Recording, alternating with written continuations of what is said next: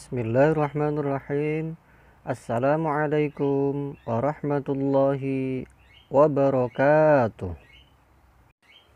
Alhamdulillahirrabbilalamin. Bagaimana kabar anak-anakku sekalian? Mudah-mudahan dalam lindungan Allah subhanahu wa ta'ala. Amin ya rabbal alamin. Pada pertemuan kita kali ini kita akan membahas KD 3.4 memahami makna beriman kepada qada dan qadar. Dalam tujuan pembelajaran kali ini diharapkan siswa dapat menunjukkan hikmah beriman kepada qada dan qadar yang dapat membentuk perilaku akhlak mulia. Sebelum memulai pelajaran, marilah terlebih dahulu kita berdoa. Semoga diberikan kemudahan oleh Allah subhanahu wa ta'ala. Amin ya rabbal alamin. Raditu billahi rabba wa bil islami dina wa bi muhammadin nabiyyan wa rasula. Rabbi zidni ilma warzuqni fahma. Amin ya rabbal alamin. Rukun iman ada 6 yang akan kita bahas pada pertemuan kali ini, yaitu rukun iman yang ke-6, iman kepada qada dan qadar. Apakah kalian tahu apakah itu iman kepada qada dan qadar? Pengertian qada dan qadar menurut bahasa, qada itu memiliki beberapa arti, yaitu hukum, ketetapan, perintah, kehendak, pemberitahuan, dan penciptaan. Sedangkan menurut istilah, qada adalah ketentuan atau ketetapan Allah dari zaman azali tentang segala sesuatu yang berkenaan dengan makhluknya, sesuai dengan iradah atau kehendaknya yang meliputi baik dan buruk, hidup dan mati, dan seterusnya. Sedangkan menurut bahasa, qadar berarti kepastian, peraturan, dan ukuran.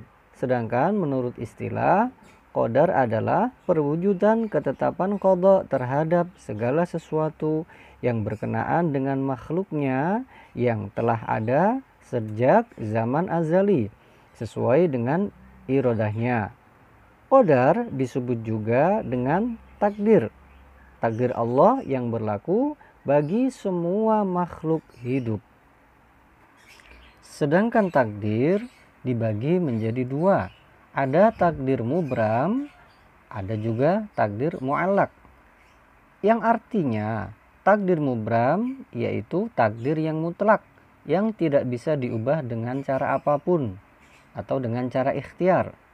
Sedangkan yang kedua, takdir mu'allaq, yaitu takdir yang masih bisa diupayakan dengan ikhtiar atau usaha sungguh-sungguh.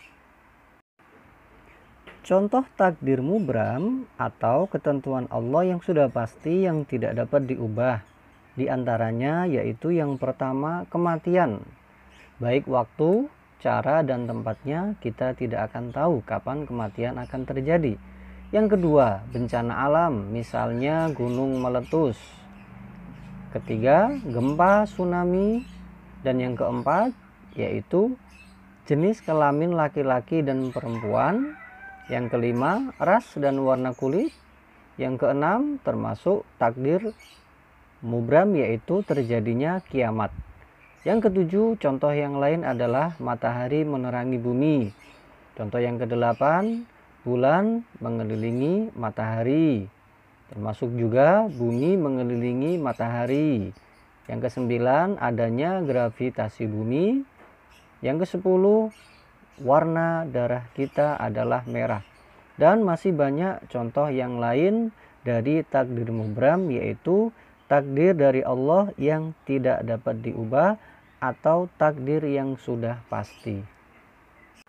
Sedangkan contoh untuk takdir mu'allaq, yang pertama, kalau kita ingin menjadi pandai atau pintar, maka yang harus kita lakukan adalah kita harus belajar dengan tekun dan sungguh-sungguh. Maka insya Allah takdir mu'allaq ini bisa kita rubah. Kita akan menjadi pandai asalkan kita mau belajar. Yang kedua, untuk menjadi kaya, kita harus rajin bekerja dan berusaha dengan sungguh-sungguh. Insya Allah kalau kita semangat bekerja, maka takdir mu'allak akan bisa kita rubah, kita akan menjadi kaya. Sedangkan yang ketiga contohnya, kalau kita ingin menjadi sehat, kita harus sungguh-sungguh menjaga kebersihan. Contohnya di masa pandemi ini, bagaimana supaya kita tidak terkena yang namanya penyakit COVID-19 atau COVID-19?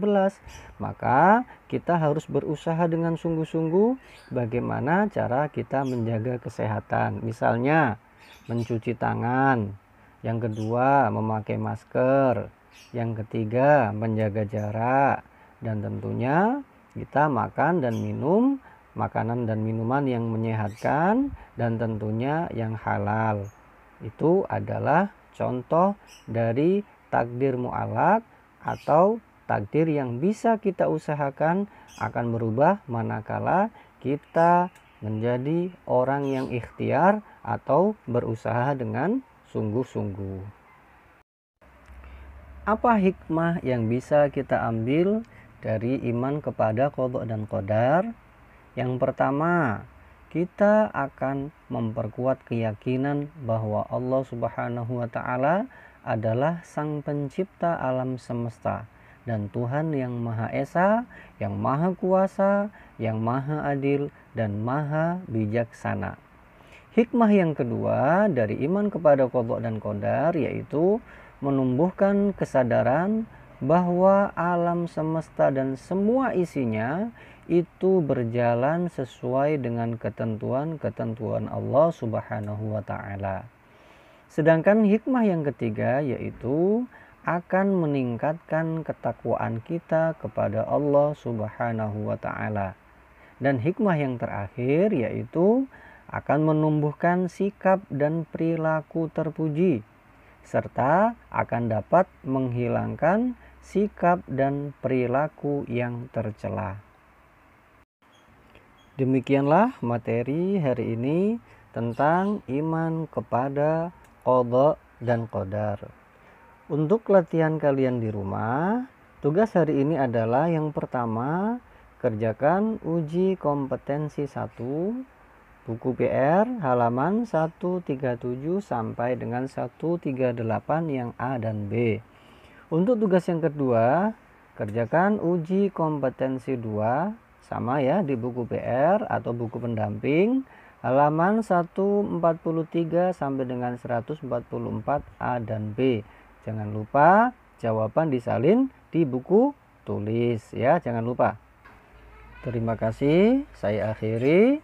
Assalamualaikum warahmatullahi wabarakatuh.